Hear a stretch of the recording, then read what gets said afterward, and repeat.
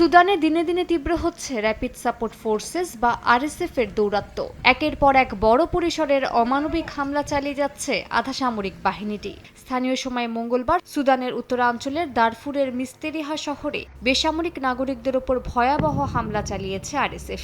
এতে নারী ও শিশুসহ বেশ কয়েকজন নিহত হয়েছেন, আহত হয়েছেন আরও অনেকে। এই হামলায় শহরের একমাত্র স্বাস্থ্যকেন্দ্র ধ্বংস হয়ে গেছে, চিকিৎসকরাও আক্রমণের শিকার হয়েছেন। এদিকে সুদানের কর্দফান অঞ্চলে খাদ্য নিরাপত্তার সংকট তীব্র হয়েছে। জাতিসংঘ জানিয়েছে দিলিং এবং কাদুগুলি শহরে খাদ্য, চিকিৎসা ও জরুরি সহায়তার প্রয়োজন চরম পর্যায়ে পৌঁছেছে। কাদুগলিতে দুর্ভিক্ষের ঘোষণা দিয়েছে জাতিসংঘ। একই ধরনের পরিস্থিতি দিলিংয়েও তৈরি হতে পারে বলে সতর্ক করেছে মানবাধিকার সংস্থাটি।